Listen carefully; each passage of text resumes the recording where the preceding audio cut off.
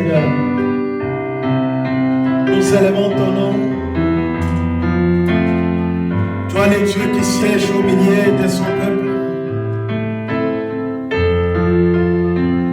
Totomboli kombonayo. Totomboli kombonayo. Totomboli kombo. Totomboli kombonayo. Totomboli kombo. Totomboli kombo na yo, koleka betere na likolo, totomboli kombo na yo, totomboli kombo na yo,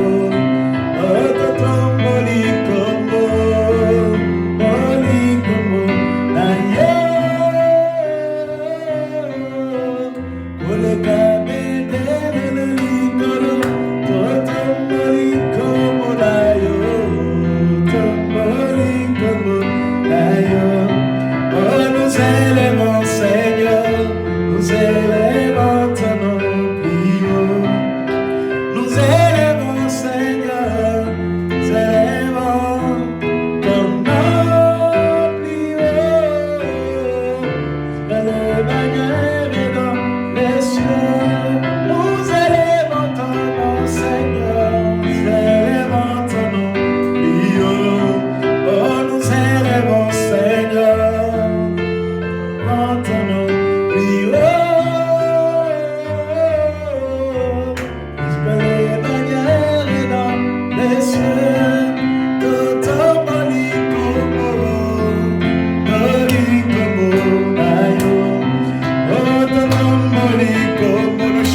Sous la gloire de Dieu.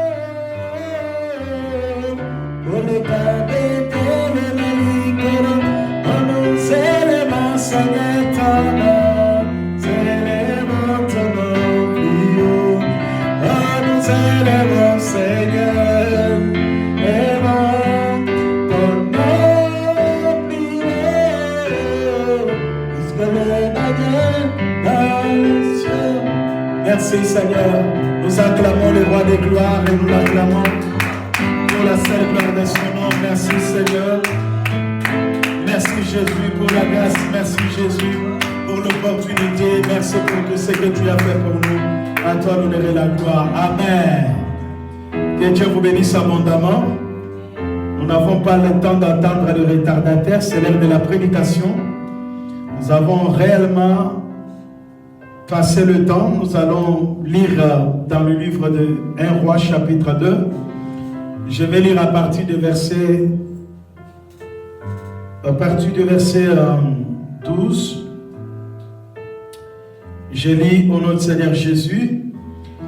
Salomon s'assit sur le trône de David, son père, et son règne fut très affermi. Amen. Tendre Père, nous voulons partager ta parole au Dieu de gloire. Daigne Seigneur notre Dieu parler à nos cœurs. Nous voulons Seigneur que cette prédication de ce jour trouve réellement une place dans la vie, dans le cœur de deux enfants. Seigneur, nous ne voulons pas, oh Dieu, parler Seigneur Dieu de gloire selon les hommes, mais nous voulons parler poussé par ton esprit. Car la Bible dit, c'est poussé par le Saint-Esprit que les hommes ont parlé de la part de Dieu. Oui, Seigneur, au nom de Jésus, nous voulons, Seigneur, annoncer tes oracles, que ces instants soient libres, que ces instants soient réellement libres au nom de Jésus-Christ. J'ai ainsi prié avec foi et nous disons Amen. Que Dieu vous bénisse abondamment. Nos pensées tournées vers le Seigneur parce que nous voulons quand même que pendant ces moments, comme je l'ai dit, où nous allons partager la pensée de Dieu, la pensée du Seigneur, que l'Éternel Dieu de gloire puisse parler à nos cœurs. Un message qui va quand même nous édifier, qui va quand même nous fortifier à comprendre quelle est réellement la volonté de Dieu en ce jour à travers ce message. Ça fait une semaine, nous avons, ou bien 2 semaines, nous avons été nourris par un homme de Dieu qui nous a vraiment longuement prêché de la poussière Dieu retire. Papa Théo nous a prêché pendant 2 semaines, dont il nous a montré comment le Seigneur peut retirer quelqu'un de la poussière. Il nous a expliqué qui est un pauvre et pourquoi Dieu va retirer les gens de la poussière. La poussière, c'est un endroit où quelque chose qui est rejeté, abandonné, quand quelqu'un est dans la poussière, ça veut dire juste que la personne n'a pas de valeur, la personne est dans la saleté, la personne n'est pas pire, la personne n'est pas sanctifiée. On trouve que dans la poussière, pourquoi Dieu va aller chercher quelqu'un, il va aller chercher quelqu'un qui est dans la poussière. Du fumier, il le retire. La personne qui a dit ça, c'était une femme. J'aime bien cette femme. C'était une femme qui était dans son mariage, mais elle souffrait de la stérilité. Elle manquait quelque chose. Vous savez, le bonheur d'une femme, tu peux être dans les mariages, mais si tu n'as pas les enfants, parfois pour nous les hommes, il y a les hommes qui ne peuvent même pas s'en soucier quand la femme ne met pas au monde. Mais par rapport à Anne, cette femme, en tant qu'une mère, elle se disait à lui-même, mais écoutez, est-ce que je suis seulement comme ça, je vais mourir sans avoir ma postérité? Et chaque fois elle montait au temple pour aller chercher la face de Dieu. Chaque fois elle montait au temple pour aller prier le Seigneur par rapport à la situation qu'elle avait. Frères bien-aimés dans le Seigneur, nous parcourons le temps où les gens, il y a une femme quelque part qui dit, nous sommes allés, on parlait, on partageait la parole de Dieu, et dit, écoute, moi, je veux bien venir à l'église, mais pas le dimanche. Je lui dis, pourquoi tu ne veux pas venir le dimanche? Elle dit, non, mais le dimanche, parce que c'est un jour qui était adoré par le Dieu soleil. Nous, on ne peut pas venir prier dimanche, c'est un jour où les païens ont institué tout et tout. Je lui ai dit, mais écoute ma sœur, nous quand nous venons un dimanche, si nous étions dans un pays musulman, ou bien dans un pays, le pays de Maghreb là-bas, où le vendredi, tout le monde sont à la prière, on pouvait aussi mettre les jours du vendredi et un jour du Seigneur. On peut commencer à aller louer le Seigneur. Nous ne sommes pas dans les jours. Nous sommes dans le Seigneur. On peut prier le Seigneur même un lundi. On peut prier le Seigneur même un samedi. Ça ne cause pas de problème. Si nous prions un vendredi, parce que c'est un jour qui est voté partout, c'est un jour férié, où beaucoup de trucs sont fermés. Des sociétés, les gens ne peuvent pas aller travailler le dimanche. Excepté, il y a des sociétés, mais l'exception ne manque pas.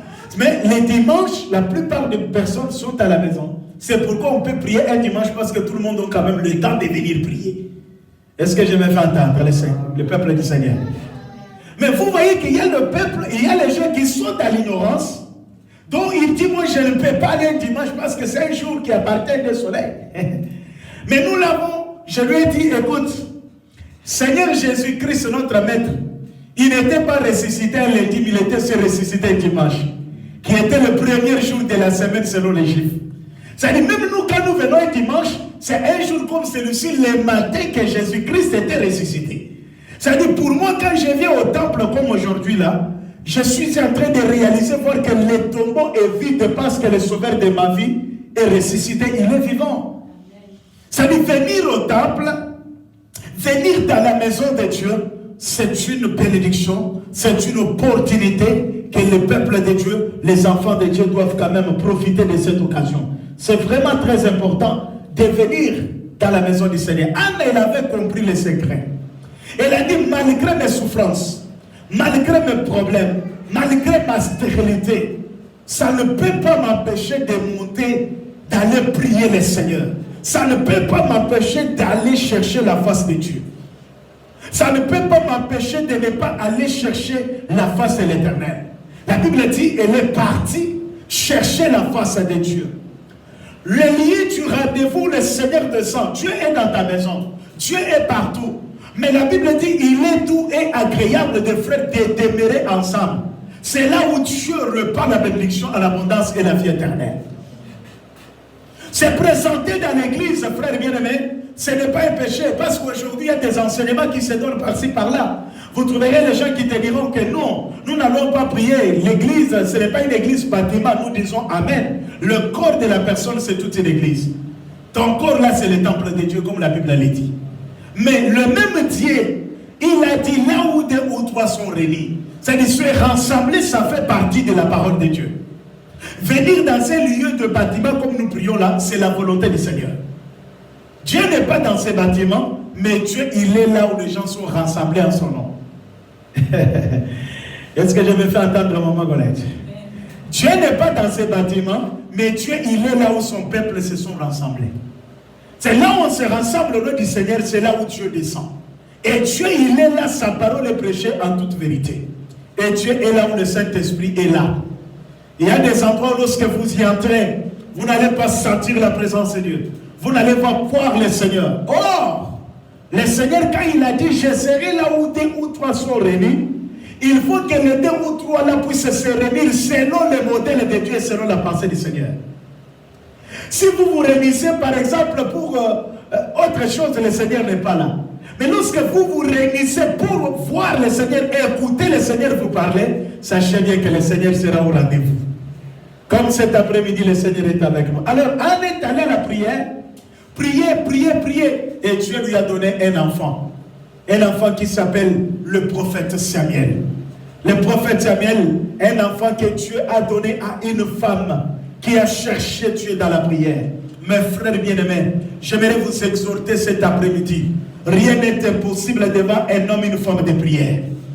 Lorsque tu as une vie de prière intense, même si tu es par terre, le Seigneur va te relever. Même si la situation semble être fermée et bloquée, l'homme et la femme qui sait s'agenouiller, il doit avoir confiance que l'Éternel est capable de te relever. Dieu a donné à Anne un enfant. Et c'est pourquoi cette femme, elle a dit, de la poussière, il retire l'indigent, du fumier, il retire les pauvres. C'était une prophétie. Le pauvre, l'homme de Dieu nous avait expliqué, c'est celui qui n'a pas le Saint-Esprit. Le pauvre, c'est celui qui n'a pas les fils. Celui qui n'a pas les fils de Dieu, en lui, c'est un pauvre. Même si tu peux avoir des millions et des millions de dollars, des héros, tu as de l'argent, tu as toute fortune du monde, mais si tu n'as pas les fils, tu es pauvre. Alors, celui qui est riche, c'est celui qui a les fils. Alors, là, ce n'est pas mon problème. J'aimerais un peu marcher dans les mêmes pensées avec l'homme de Dieu, mais en parlant sur un thème, un sous-thème qui va quand même nous aider aussi à prier aujourd'hui et pendant notre prière de veillée que nous avons déjà proclamée pour ce vendredi. La Bible nous parle de Salomon, fils de David. Salomon, c'est l'enfant qui a succédé son père sur le trône. David, qui était le roi d'Israël, l'homme choisi selon la volonté de Dieu. Et la Bible dit que David, comme ce jour était déjà la fin, il allait mourir. Mais l'Éternel lui a dit par la bouche du prophète Nathan que c'est cet enfant-là qui s'appelle Salomon. J'ai dit autrement encore, on l'appelait comme ça. Il a des noms, ce qui veut dire Salomon. C'est celui qui va te succéder sur le trône. C'est celui qui va continuer à diriger le peuple du Seigneur. David était un homme de cœur. C'était un homme qui a combattu. C'était un homme qui était combattu par le Philistin. Son royaume, c'était un royaume qui était attaqué de toutes parts. Bien aimé dans le Seigneur. S'il y a un roi d'Israël qui a été vraiment combattu, poursuivi par les Philistins, ils ne sont pas des. C'est le seul David.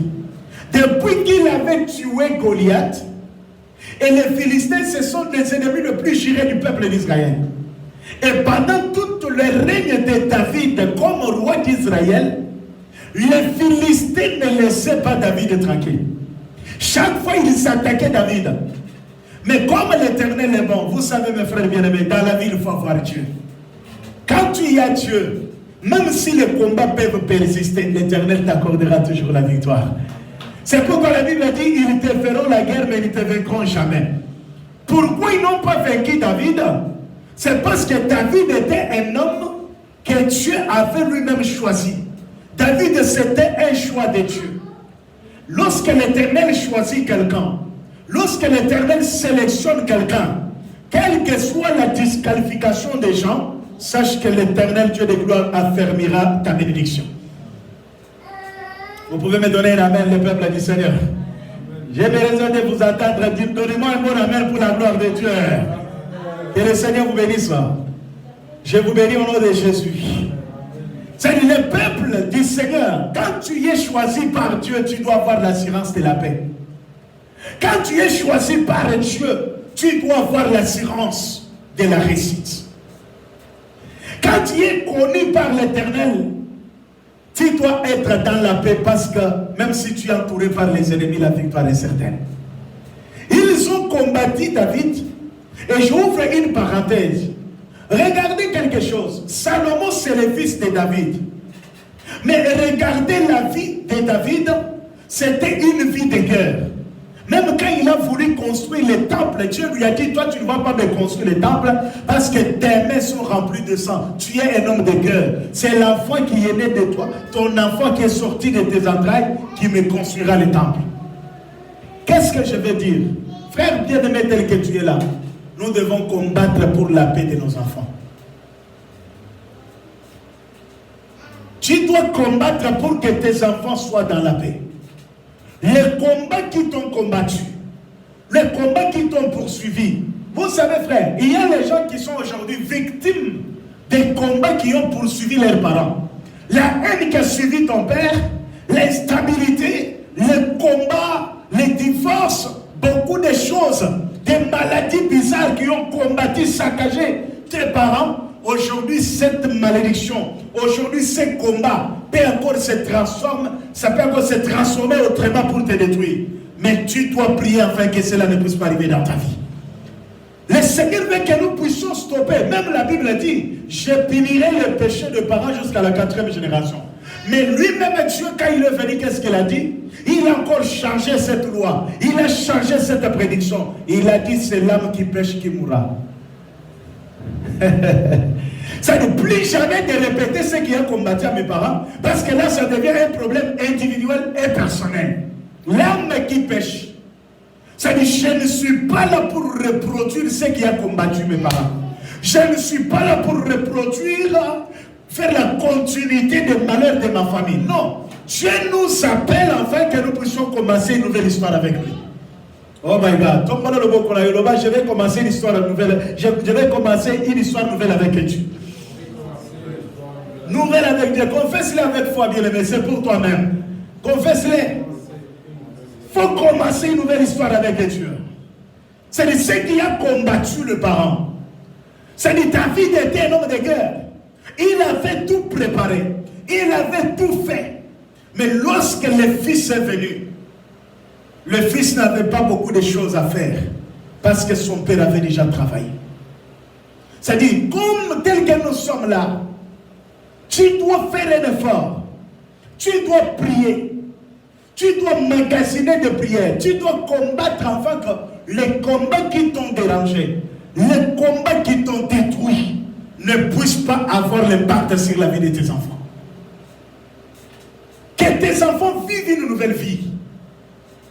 Regardez bien dans la Bible, ceux qui avaient combattu Abraham, c'est le même esprit qui ont combattu aussi Isaac. Pour avoir des enfants, c'était tout un problème. Et même l'esprit, ça voulait encore attaquer la vie de Jacob. Et pour comme conséquence, il a trouvé beaucoup, il s'est retrouvé avec 4 femmes. Pourquoi? Parce que l'esprit de stérilité voulait encore arriver dans sa vie. Mais cet homme de Jacob, je l'aime bien. Avant de mourir, il avait compris une chose. Il a dit, venez mes enfants, je vais vous bénir. Je vais proclamer la bénédiction sur vous. C'est-à-dire Jacob ne voulait pas laisser la malédiction dans la vie des enfants. Ne voulait pas que les combats qu'ils ont combattus puissent continuer avec ses enfants. Non, il a prié. Il a prié. C'est-à-dire nous aussi, tels que nous sommes là, nous devons prier afin que tous ceux qui nous ont attaqués, ceux qui ont attaqué nos parents, ne puissent pas arriver dans notre vie. Que l'Éternel nous apporte la victoire. Que le Seigneur nous apporte la délivrance totale. Frère bien-aimé dans le Seigneur, David, Dieu lui a dit, tu ne vas pas faire, mais l'enfant qui va naître. Ça, si nous voulons interpréter dans la prophétie, David va sortir comme le Dieu créateur et Salomon va sortir comme le fils de Dieu. Dieu avait déjà tout préparé et quand le fils est venu, c'est pour accomplir ce que le père avait déjà commencé. C'est David est l'image du Dieu le Père, Salomon est le fils de Dieu, parce que Dieu créateur a tout fait. Il a créé, il a tout fait, il a créé par sa parole. Et quand le fils vient, il va toujours accomplir ce que le Père avait déjà trouvé, avait déjà préparé. C'est-à-dire les repos que nous pouvons trouver, les repos véritables, tu peux les trouver que dans le Fils de Dieu. Quand tu as le Fils, tu dois bénéficier de ce que le Père a déjà créé pour son Fils. Est-ce que je me fais entendre l'église du Seigneur? C'est-à-dire Dieu le Père, il a créé. Après avoir créé, la Bible dit, il s'est reposé le 7e jour. Nous avons besoin du repos. Mais pour avoir le repos véritable, Salomon comme le fils de David, David et son père avaient combattu. Il avait livré la bataille. Il avait créé tout ça. Il avait conquis des richesses. C'est pourquoi quand Salomon est venu, il ne pouvait pas faire beaucoup d'efforts. Parce que le père avait déjà travaillé. Je ferme cette parenthèse, je retourne. La Bible dit que Salomon, lorsque, j'aime bien ce verset 12, hein, nous sommes dans 1 Roi 2, verset 2 au verset 12. La Bible dit, Salomon s'assit sur le trône de David, son père. Et son règne fut très affermi. C'est-à-dire, quand le père n'est pas là, on a créé le trône, c'est le fils qui devrait succéder. C'est le fils qui devrait monter sur le trône pour diriger le peuple. C'est le fils qui devrait exercer son autorité sur tout le peuple, la nation sainte, le peuple élu de Dieu. Un peuple choisi par l'Éternel, les Israélites. Salomon, il monte sur le trône. Le trône peut être l'image d'une bénédiction dans ta vie. Vous savez, ce que Dieu donne, ce que l'Éternel nous apporte, ça a toujours vraiment d'impact. Nous avons toujours besoin de la main de Dieu. Salomon peut être l'image, ça peut être toi et moi. Nous sommes enfants de Dieu. Nous appartenons à l'Éternel. Dieu est notre Père. Quand Dieu t'est béni, Salomon n'avait rien fait. Par la grâce de Dieu, Dieu lui donne le trône pour diriger le peuple. Comme c'est une bénédiction qui vient de la part de Dieu, cet trône, c'était un trône qui était tellement combattu. Tout le monde voulait, même les propres frères de Salomon, ils avaient ce trône-là. Même les gens de la tribu de Benjamin, ils combattaient les gens de la tribu de Juda pour dire que non, David, il a volé le trône de Saül, parce que Saül était benjamite. Même entre eux, ce trône était envié par d'autres tribus, mais or, la Bible dit que le trône, la royauté était donnée au peuple, était donnée à la tribu de Juda.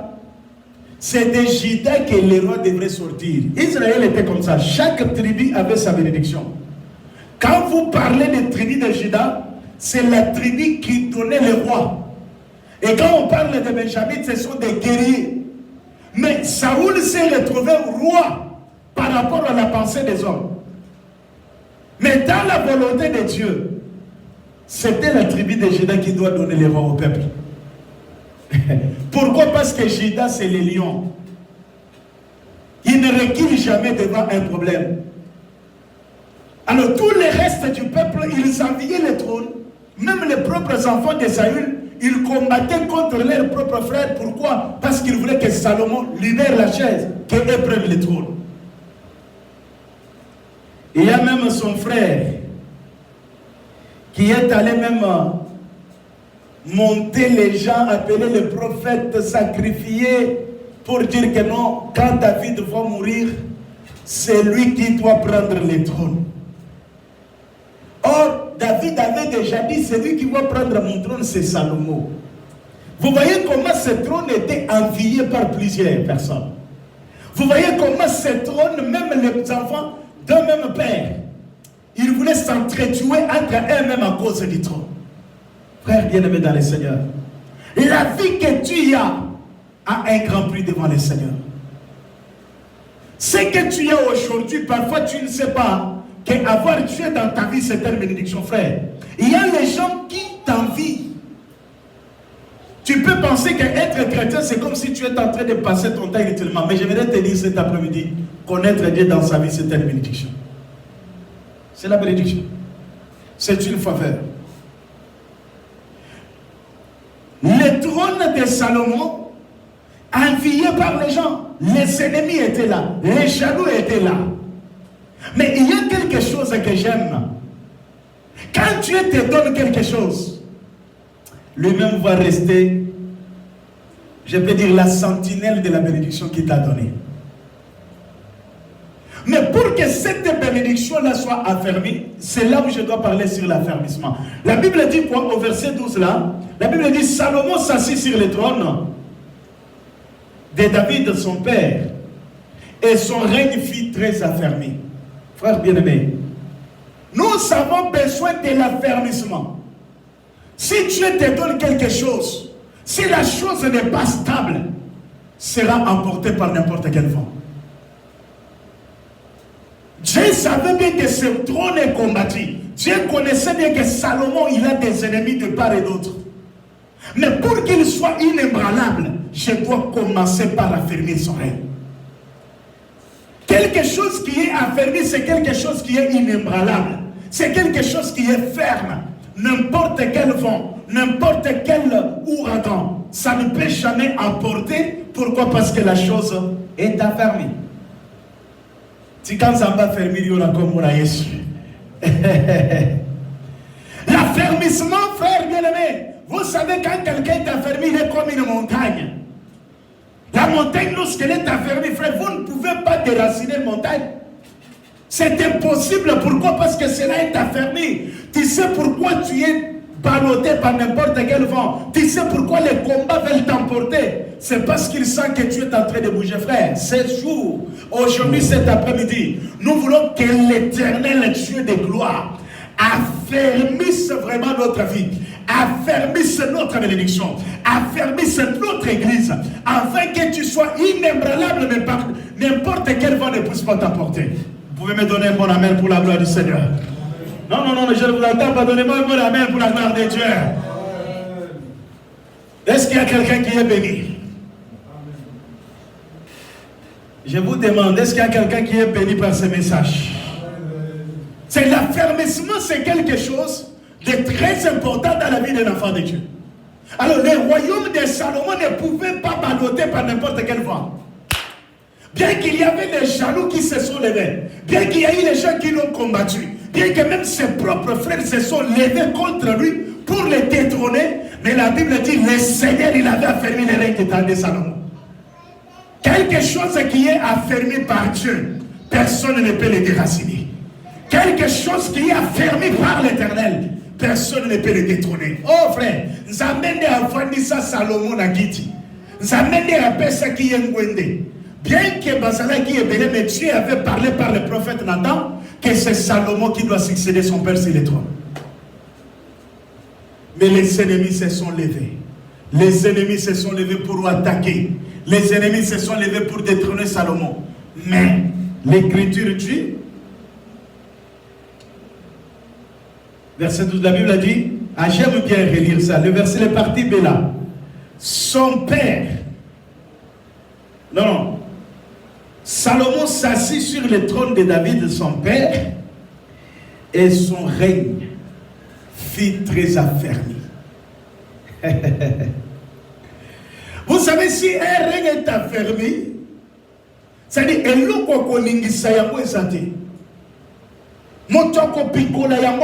parce que la chose est affermie. L'affermissement, c'est quelque chose de très important. Aujourd'hui, quand vous avez des chrétiens non affermis, quand vous avez les croyants qui ne sont pas affermis dans le Seigneur, ils seront emportés par n'importe quel mouvement et quelle doctrine des démons. C'est pourquoi Dieu, connaissant que ce royaume est combattu, Dieu connaissant que Salomon a plusieurs ennemis, le Seigneur a commencé par affermir son royaume. Le trône est là, mais pour que ce trône puisse demeurer, ça doit commencer par être affermi. Pourquoi la Bible dit les premiers seront les derniers? C'est manque de l'affermissement. Parce que quand quelqu'un qui avait commencé, s'il était bien affermi, il finira avec cette gloire. Mais si la personne n'était pas bien affermie, il tombera encore des chemins. Que Dieu nous fasse grâce. Qu'il nous vienne en aide. C'est le royaume. C'était la bénédiction. Si nous montons dans la prophétie, c'est-à-dire le royaume de Christ, ça veut juste nous parler, le royaume de Salomon, ça parle du royaume de Jésus-Christ qui est le véritable Salomon. Est-ce que je me fais entendre, peuple du Seigneur? La Bible dit le royaume de David fut affermi. J'aimerais vous dire, le véritable Salomon, ils ne sont pas deux ou trois. Nous avons qu'un seul Salomon. Celui qui a la sagesse plus que la sagesse de Salomon, c'est le Seigneur Jésus. Amen. Salomon pouvait échouer à certaines questions, mais Jésus-Christ, comme la Bible dit, en lui habitait corporellement toute la divinité de Dieu. Jésus-Christ était capable de répondre à toutes les questions. Jésus-Christ était capable de porter la solution à tout problème. L'affermissement, c'est quelque chose de très important dans la vie du croyant.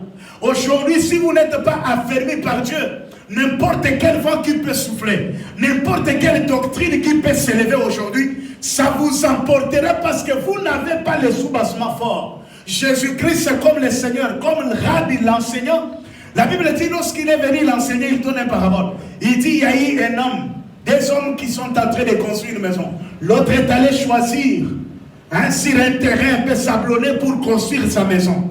Il a construit la maison dans le sable. Et l'autre est allé choisir un endroit sur un roc pour construire la maison. Et le Seigneur est en train de dire, c'est pourquoi, peuple du Seigneur, l'Église sans l'interprétation marchera dans les ténèbres. L'Église, si vous n'avez pas une révélation pour comprendre et discerner la pensée cachée de Dieu, vous serez dans la confusion. Il donne le parabole, il enseigne, et à la fin, il dit, mais il y a eu un grand vent qui avait soufflé. Et c'est bon, lorsque ça soufflait, les deux maisons étaient attaquées, ils étaient devant tous, les deux maisons devant le prêtre, la pluie, l'ouragan. Qu'est-ce que l'Écriture nous dit? La maison qui était battue dans le sable fut emportée par la pluie. Mais celle qui était battue sur les rocs fut affermie. La maison n'avait pas bougé parce que ça avait un bon fondement. Pourquoi? Parce que cette maison était bien affermie par la main qui l'avait battue. Nous là aussi, frères, dans les derniers temps, nous aurons les temps difficiles. L'Église aura à rencontrer le rougan des enseignements, des prédications, des doctrines. Toutes ces choses, lorsque ça se lèvera et que vous n'avez pas été affermis par la main de Dieu, vous serez emportés. C'est pourquoi vous trouvez, moi je connais un chrétien, il priait bien, il priait le Seigneur Jésus, mais pour finir, il s'est converti à l'islam. Ils se sont convertis pour non, c'est ça la véritable doctrine. Je ne critique pas leur doctrine, mais nous parlons parce que si quelqu'un est affermi en Christ, il ne peut jamais être emporté par n'importe quel vent. Parce que là, Christ, c'est la véritable enseignante. Connaître Jésus-Christ, vous êtes sur un bon chemin. La Bible dit, lui-même il a dit, je suis le chemin, la vie et la vérité. Personne ne peut pas me suivre et tomber dans les ténèbres. Mais en dehors de Jésus, il n'y a pas la vie. Mais lorsque quelqu'un qui avait déjà embrassé l'évangile de Christ et l'a abandonné pour aller encore embrasser notre évangile, il faut vraiment se poser la question s'il était bien affermi. Amen. Je vous bénis au nom de Jésus. Je vous bénis au nom de Jésus-Christ de Nazareth. L'affermissement, c'est quelque chose de très important. Le royaume de Salomon fut affermi. Je n'ai jamais vu quelqu'un affermi, posé par les mains de Dieu. Qu'un homme vienne te déraciner. Si Dieu te bénit et te positionne, il n'y a personne qui peut te détrôner. Je ne le crois pas. Le royaume qu'avait Salomon, c'était un royaume donné par Dieu lui-même. Bien qu'il y a eu des attaques, des problèmes de part et d'autre, mais la Bible me dit, son royaume fut affermi et son règne fut inébranlable. On ne pouvait pas le déraciner. On ne pouvait pas l'emporter. On ne pouvait pas l'amener loin. Pourquoi? Parce que l'homme, son royaume, était béni et affermi par Dieu. Bien-aimés dans le Seigneur, nous avons besoin de l'affermissement dans notre vie chrétienne, dans votre vie de prière. Votre santé doit être affermie. Vos affaires doivent être affermies. Ça doit être positionné. Ça doit avoir la stabilité. Quelque chose qui est affermi, ça ne peut jamais être ballotté. La chose qui est affermie, personne ne peut l'écouler. Regardez même les gratte-ciel. Même si un ouragan souffle, mais parce que la profondeur, là où on a bien posé les fondements, la maison ne va pas s'écrouler. Amen. Amen. Frère, mais oya tongiyo azamutute, lobo banzambe de tongiyo. Si quelque chose bâti avec les mains des hommes, ça persiste. Mais à combien plus forte raison, le véritable architecte, le Seigneur Dieu de gloire, c'est lui qui nous bénit, c'est lui qui sait comment nous positionner. Lorsqu'il t'établit, personne ne peut te renverser. C'est pourquoi il a dit à Jérémie, ne faut pas avoir peur de ce peuple, ne tremble pas devant eux. Ne faut pas avoir peur, Jérémie. De peur que quand tu vas avoir peur, moi aussi je vais te faire trembler devant eux. Ne crains rien. Je te rendrai devant ce peuple comme un miraille de rein. Amen. Miraille de rein, ça veut dire miraille à l'ibété. Je te rendrai devant ce peuple. On comprend qu'il y a un grand secret dans l'affermissement. Il y a un grand secret lorsque Dieu lui-même vous établit. Je prie que l'Éternel nous fasse grâce, qu'il puisse nous affermir dans notre chemin, dans notre marche avec lui. Même devant les combats qui te fait trembler, que Dieu te rend fort. Même devant la situation que tu ne vois pas, même ici, là où tu peux sortir. Je viens te présenter un Dieu puissant et capable. C'est lui qui a dit, ce qui se trouve dans ma main, personne n'a le pouvoir de les ravir. Oh my God. Nous ne jamais à qui positionner mon détrôner mon jamais. Impossible. Impossible. Impossible. Je te rendrai devant ce peuple comme une muraille de rang. Ne crains pas. C'est pourquoi ils te feront la guerre, mais ils ne te vaincront jamais. Pourquoi ils ne vont pas vaincre? Parce que c'est la main de Dieu qui t'a fermé. Pourquoi ils ne vont pas te vaincre? Parce que tu as fermé par l'Éternel lui-même.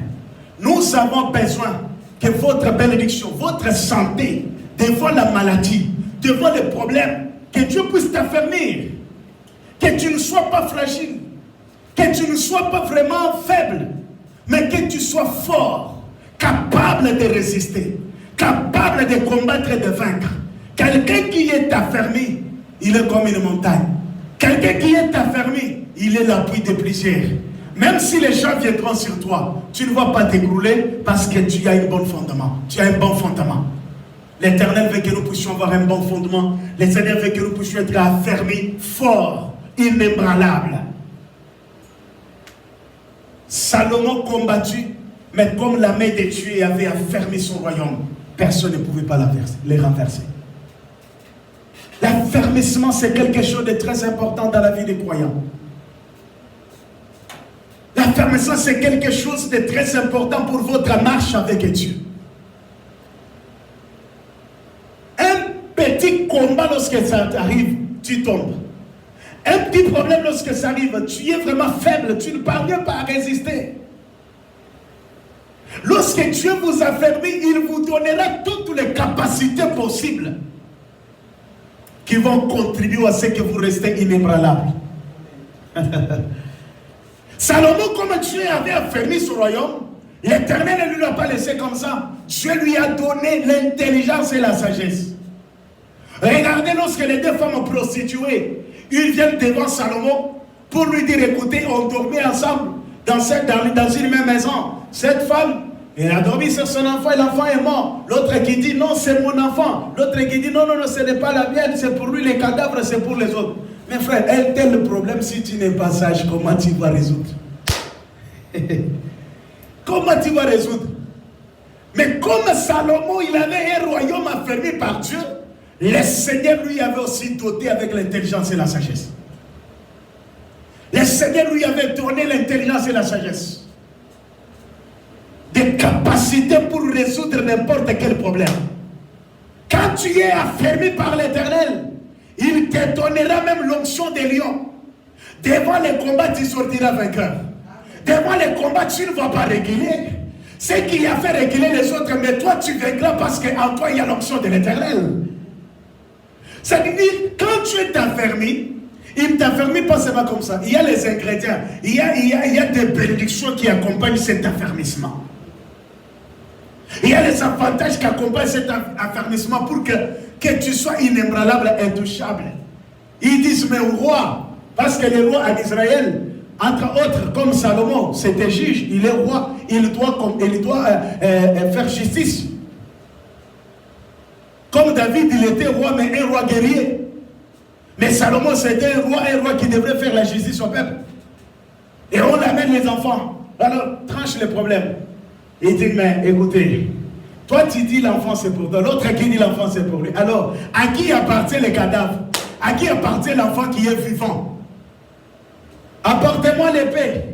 On apporte l'épée, on dit, allez, écoute, maintenant écoutez, je vais faire une chose. On va prendre l'enfant qui est vivant. On va le partager en deux. Et on donne à chacun une partie, chacun une partie. Oh là là.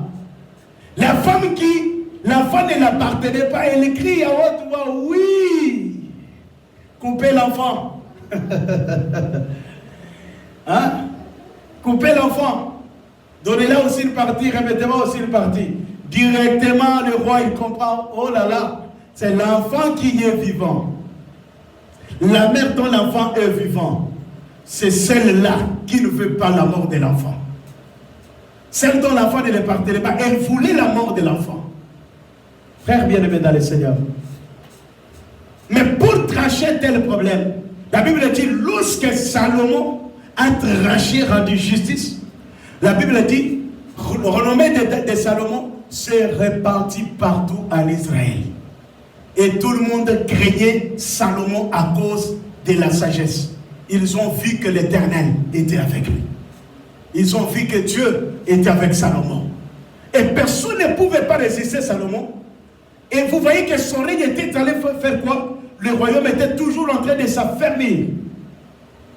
Pourquoi? Parce que Dieu lui avait donné l'esprit de la sagesse, l'intelligence et la sagesse. Quand Dieu veut t'affermir, il va te faire des grâces exceptionnelles. Amen. Amen. Oui, quand Dieu veut t'affermir, même dans ton mariage, Dieu te fera grâce d'une manière que même ton mari va se dire que non, en dehors de cette femme, je ne trouverai pas encore une autre femme mieux que celle-ci. Pourquoi ça, c'est la grâce? Même devant les boulots, vous savez quand on dit que Esther trouva grâce devant les rois, quand on parle de la grâce, une faveur imméritée, ça veut dire que tu deviens exceptionnel, tu es différent et différente d'autres personnes.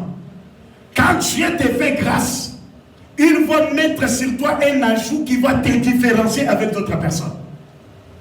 La grâce, c'est une force invisible que Dieu te pose dans la vie de quelqu'un pour que cela te serve à marquer la différence. Amen. Est-ce que je me fais entendre? Amen. Pour marquer la différence. Esther, elle était là. Tout le monde était toute belle, toutes ces femmes-là. Mais pourquoi le roi, lorsqu'il s'est levé, il a vu qu'Esther? Parce qu'elle avait grâce, elle avait la grâce. Et il avait la grâce.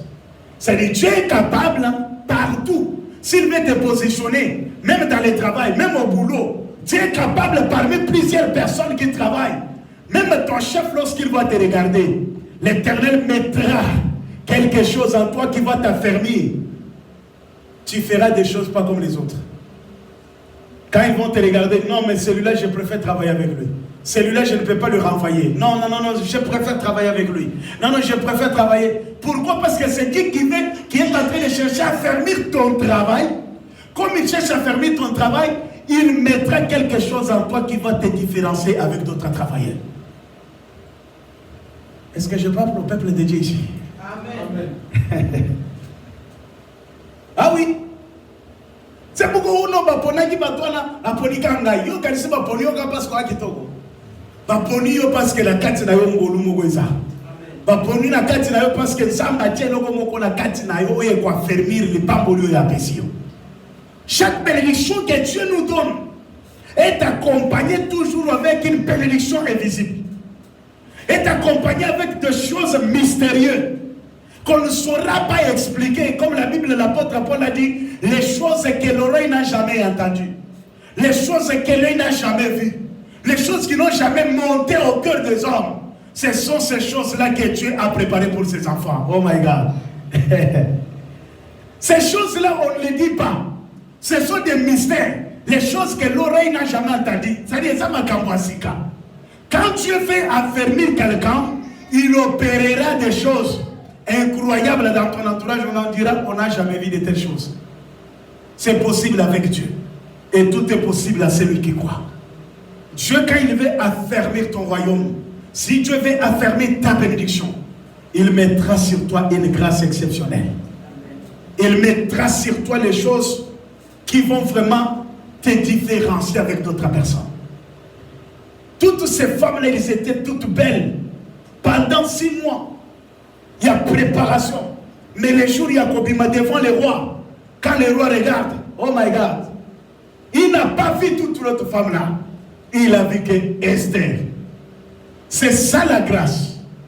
Esther qui veut dire Adassa, qui veut dire étoile. C'est-à-dire son étoile a brillé. Cette étoile, dans la vie de tout enfant de Dieu, oué par le Saint-Esprit, choisi par Dieu, quand le Seigneur veut te bénir, en toi là tu as l'étoile qui va briller. Tel que nous sommes là, nous avons les étoiles. Nous sommes des étoiles. Hein, maman collègue? Nous sommes des étoiles. C'est pourquoi on a dit à Abraham, sors dehors si tu vas compter les étoiles. Et Dieu va lui dire, donc, comme tu n'as pas, tu as vu ces étoiles, ça sera, ta postérité sera aussi comme ça. Et dans les étoiles là qu'Abraham avait vu, moi j'étais là. Toi aussi tu étais là. Mon frère là-bas il était là. Papa Justin il était là. Nous tous, nous étions là dans les étoiles là. Dieu nous a connus depuis l'éternité. Dieu ne t'a pas connu aujourd'hui. Il t'a connu depuis l'éternité. C'est-à-dire nous sommes des étoiles qui doivent briller. C'est-à-dire chaque fois que Dieu veut affermir la vie d'un enfant de Dieu sur un domaine quelconque, même si dans la prédication, même si dans la musique, même si dans l'intercession, Dieu marquera toujours la différence pour affermir ton royaume. Oh, que le Dieu de gloire nous fasse grâce. Qu'il puisse affermir notre vie. Qu'il puisse affermir notre santé. Santé n'a pas que un problème. Bien aimé, vous savez, pendant que je méditais ce passage, je me suis dit non, il y a d'autres choses qui demandent que l'affermissement. La santé de fer, la santé fort, inébranlable, fort et puissant devant les attaques de l'ennemi. Le Seigneur est là, il veut affermir. Même pour notre assemblée, cette jeune église, nous avons besoin de l'affermissement. C'est pourquoi vous avez vu, lorsque Papa Théo qui nous a prêché ici, Pierre et Jean qui dit aux messieurs, nous n'avons ni or ni argent à te donner, mais au nom de Jésus, lève-toi et marche. Un monsieur qui n'a jamais boité de naissance. Un enfant coûte tout. Vous voyez l'enfant vraiment, il essaie un peu de marcher et tout et tout. Mais le monsieur, première fois de marcher, il se lève et ses pieds fit quoi? Fit affermi. Et il se tient debout, sautant et louant Dieu. Quand l'Éternel veut opérer quelque chose, il va commencer d'abord à fermer ta vie. Parce que Dieu ne peut jamais travailler avec quelqu'un qui n'est pas fermé. Le Seigneur, il peut nous affermir d'une manière ou d'une autre. Il y a les combats qui peuvent arriver dans ta vie. Ça peut être aussi d'une manière d'affermir ta foi. Amen. Il y a les combats qui peuvent arriver dans ta vie. Ça peut être aussi d'une manière. Quand Dieu a fait sortir Israël de l'Égypte jusqu'à Ghana, la Bible dit, c'était un voyage de 3 jours. Il devrait faire 3 jours et arriver. Mais la Bible dit, comme le peuple n'était pas encore expérimenté dans la guerre, l'Éternel les amena d'un long chemin pour les former dans le désert. C'est-à-dire qu'il voulait former le peuple, que le peuple devienne un peuple de guerriers, de combattants, les gens qui peuvent vaincre. Des 3 jours, ils ont fait combien? 40 ans. Je me fais entendre l'église du Seigneur. Vous m'entendez? 40 ans. Si c'était toi, tu allais dire, mais Nzamba, moi, modèle Lino. Alors, on va dire 3 jours. 40 ans. Et ce qui est grave, c'est que j'aime notre Dieu. Ils n'ont même pas changé de vêtements. Les souliers ne se sont même pas usés. Quel Dieu! C'est-à-dire, Nzamba fermé, ça qui même n'a pas de maman. Il a même comment qui a fermé. Et pas sous-gâté. 40 ans de marche dans le désert. Et l'Éternel a commencé à former le peuple, Les grands guerriers sont sortis dans le désert. Bitumba musu se koya te po ya achever yo. Bitumba musu se koya po ya fermer yo. Certaines attaques, lorsque ça arrive, ça ne te tuera jamais. Aussi longtemps en toi, tu as les promesses de Dieu, tu vaincras parce que l'Éternel est avec toi. Il a fabriqué le peuple lui-même. L'Éternel sait fabriquer son peuple dans les déserts, afin que le peuple devienne fort et puissant devant les attaques, afin que le peuple devienne fort contre les attaques des ennemis. L'Éternel peut t'affermir sur un chemin de combat. L'Éternel peut t'affermir sur un chemin de souffrance. L'Éternel peut t'affermir pour voir si réellement ta foi est inébranlable, pour voir si réellement tu seras attaché à lui. C'est pourquoi qu'il soit béni notre bien-aimé frère Job. Job dans la souffrance, il dit, la femme qui lui maudit ton Dieu est mère. Job qui dit, je ne maudirai pas l'Éternel. Si nous avons reçu le bien, on peut aussi recevoir du mal auprès de Dieu. Je ne peux pas rester attaché à Dieu qui est dans l'abondance. Même dans la disette, même dans la souffrance, je vais rester accroché à mon Dieu. Amen. Job est resté attaché à l'Éternel. C'est ça, bien-aimé, le Seigneur. L'affermissement. L'Éternel, il a fermé les royaumes, les règnes de Salomon. Il faut que Dieu puisse affermir ta vie, ta foi. La foi doit rester ferme. Vous allez la foi, il y a les putas à maman. Les putas à maman, tu as ce qu'il faut. Moi, je vais maman formula les putas d'angiam. La mitura gabe. Attends, quoi y a des parce que formule la bonne. Ça y a un temps pour la temps pour l'idée pas à formule azongis attaque. À formule attaque. Il y a les gens qui ont la foi comme ça. Foi, il y a les putas à maman. C'est la foi temporaire. Il marche, il abandonne d'abord la foi, il se relève. D'abord, il y a bitumba, moza wapi, atikina une fois. La foi, c'est tous les jours. Dans les problèmes, dans les mal, je continuerai à garder ma foi à l'Éternel. C'est pourquoi Paul, ayant compris ces choses, il a dit, qu'est-ce qui me séparera de l'amour de Dieu? Rien. Ce n'est ni la souffrance, ni le problème. Ça ne peut jamais me détacher de l'amour de Dieu. La foi doit rester ferme. Ma vie de prière doit rester inébranlable. Frère, je ne sais pas. Tu peux arriver devant un problème qui peut déranger ta foi. Mais si tu es affermi par l'Éternel, quand les gens attendront de voir toi pleurer, mais les gens te verront toi en train de rigoler. Oh my God. C'est-à-dire quand les gens vont entendre te voir toi en train de maigrir, au comme maigrichon, quand ils attendent vraiment que toi tu vas appeler pour dire Nazangi Mbongo, envoyez-moi l'argent. C'est à ce moment-là qu'ils vont te voir que tu es en bonne santé. Tu t'habilles bien, tu as la paix. C'est là que l'Éternel veut que nous puissions arriver à ce niveau-là. Des hommes et des femmes affermis. Une femme, un homme qui a fermé dans la foi de Dieu, qui a fermé dans la parole de Christ, tu seras inébranlable. Aucun esprit ne pourra t'emporter. Combien qui ont commencé avec le Seigneur mais qui ont fini à jeter l'éponge, qui ont déclaré abandon, qui ont déclaré j'arrête par là. Ce message c'est pour une femme, c'est pour un homme. Même si tu ne vas encore pas, tu ne vois pas les chemins.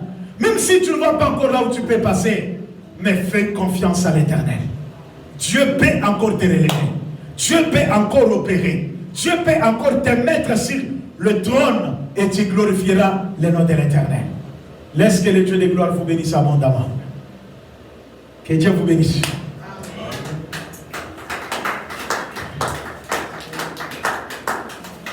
Notre message de ce jour, nous avons parlé sur l'affermissement. Que l'Éternel affermisse ta vie. Que le Seigneur affermisse ta santé, ta famille. Que tout ce qui t'appartient puisse être affermi. Là où tu te sens faible, aujourd'hui prie à l'Éternel. Même si tu avais le courage d'avancer, mais tu n'as plus de motivation, tu ne te sens pas capable d'arriver. Le Seigneur peut encore opérer. Le Seigneur peut encore t'affermir. Le Seigneur peut encore ajouter encore un coup de pouce. Le Seigneur peut encore te dire ne crains rien. Comme il a dit à Jérémie, ne crains pas. La crainte, c'est le premier ennemi des enfants de Dieu. Il y a des enfants de Dieu. Moi, j'ai vu au Congo, beaucoup, il y a Bamba, ils ont les canamir, Moutazo, qui m'a volé la nanda, il y a beaucoup. Eh, on a nanda, on a prière, il y a modèle, au nom de Jésus. Au nom de Jésus, moto, on a ça, téléménie, la porte, moto,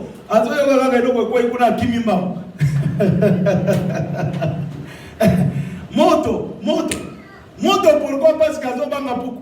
Au nom de Jésus, frère, au nom de Jésus, moi, quel a ta démon, pas dans beaucoup quand même. Hein?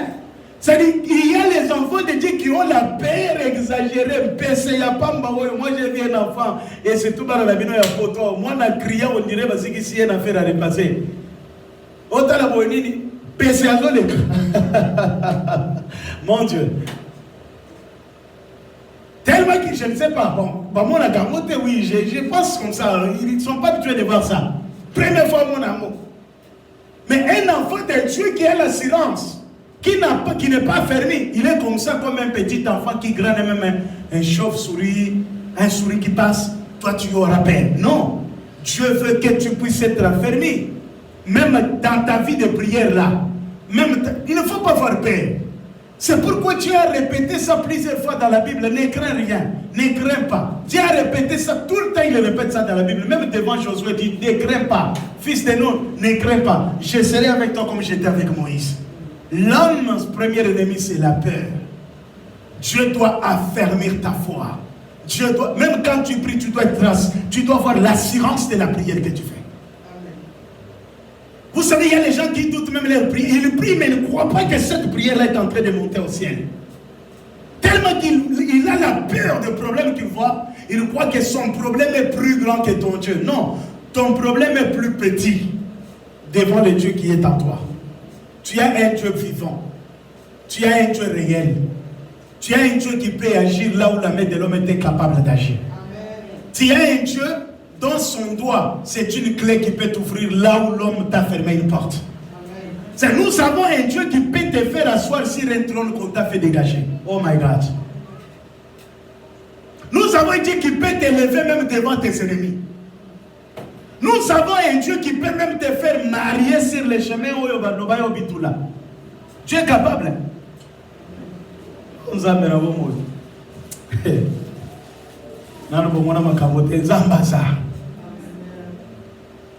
Dieu est vivant et il agit. Il suffit d'avoir la foi. Nous avons besoin que Dieu affermisse notre foi. Quand ta foi était... Ta foi, faut beaucoup de péta. Faut beaucoup, il y a des poutres à ma maman, comme je viens de le dire là. Temporaire. Non. La foi doit être dire, affermie. Même si tu es seul, tu peux tenir des heures dans la prière. Tu dois être affermi comme ça. Affermi même quand tu es seul de faire quelque chose. Quand tu es affermi, tu ne chercheras pas toujours la multitude. Non, même quand tu es seul, tu peux opérer de grandes choses. Parce qu'avec Dieu, nous sommes majoritaires. L'affermissement dans la vie de prière, l'affermissement dans la foi, l'affermissement dans la crainte de Dieu, l'affermissement dans l'obéissance à la parole, l'affermissement. Nous allons nous tenir debout pour remercier le Seigneur à cause de ces messages. Élevons nos voix dans le nom de Jésus. Disons-lui merci pour cette bonne parole que nous avons entendue. Prions le Seigneur, alléluia. Dieu notre Père, nous te disons merci. Nous te glorifions, Seigneur notre Dieu, pour la parole. Nous te